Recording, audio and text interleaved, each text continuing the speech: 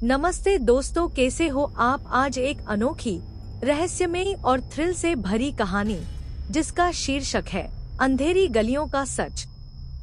एक रहस्य जो समय को भी रोक दे। भाग एक। शहर से गांव तक। आरव एक 22 वर्षीय स्मार्ट और पढ़ा लिखा लड़का था। शहर की भीड़ और कॉलेज की भागदौड़ से ऊब चुका था। छुट्टियों में उसने तय किया कि वह अपनी दादी के गांव दुर्गापुर जाएगा। यह गांव उत्तर भारत के एक सुदूर कोने में था, शांत लेकिन रहस्यमय। आरव ने कभी गांव की गलियों को गौर से नहीं देखा था, लेकिन उसकी दादी ने हमेशा कहा था, आरव बेटा, शाम के बाद गांव की तीसरी गली में कभी मत जाना। वहां कुछ ऐसा है जो आंखों से नहीं दिखाई देता। आरव हंस देता, उसे लगता ये बस बुजुर्गों के डराने वाले किस्से हैं। भाग 2। पहली रात की दस्तक। पहली रात गांव में ठंडी हवा चल रही थी। बिजली भी चली गई थी। मोमबत्ती की लौ में दादी खाट पर सो गई और आरव घर के बाहर बैठा मोबाइल चला रहा था। तभी किसी ने दरवाजे पर दस्तक दी। धक धक धक। इस वक्त आरव चौंका। दरवाजा खोला तो कोई नहीं था, पर कुछ दूर पर एक लड़की दिखी, नीले सलवार कुर्ते में, बाल खुले हुए, आंखें गहरी नीली। तुम कौन हो? आरव ने पूछा। लड़की बोली, मैं नीला हूँ, गांव के उस तरफ रहती हूँ। तुम नए हो ना? आरव ने सिर हिलाया। लड़की मुस्कुरा कर चली गई। दादी उठ गई और बोली, तू किससे बात कर रहा था? एक लड़की थी, नीला नाम था उसका। दादी कांपने लगी। यह संभव नहीं। नीला तो 15 साल पहले तीसरी गली में मारी गई थी। भाग 3। तीसरी गली की सच्चाई। दादी की बात सुनकर आरव के रोंगटे खड़े हो गए। वह डर गया, लेकिन मन में एक जिज्ञासा जाग उठी।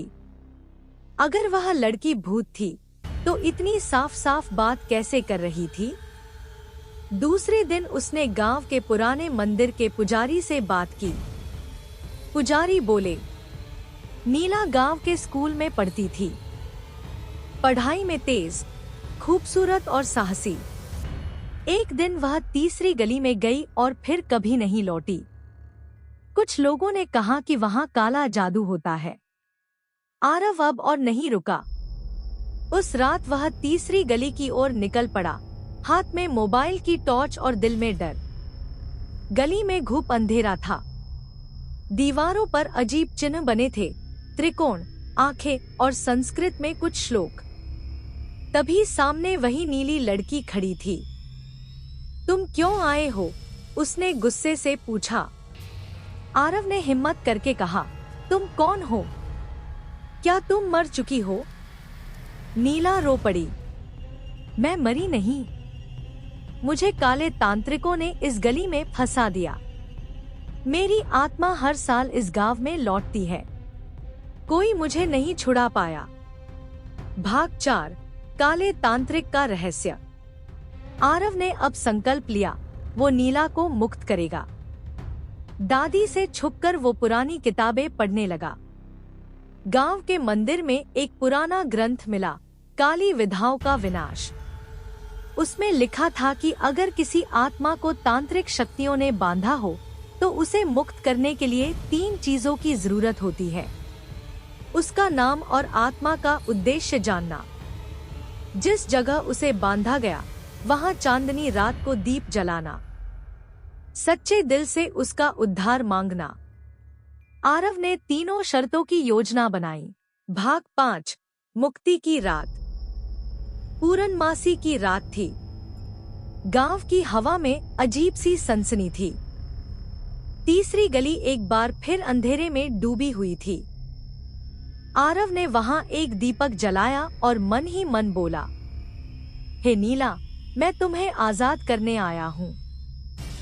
तुम्हारा नाम, दुख और इच्छा सब समझ गया हूँ।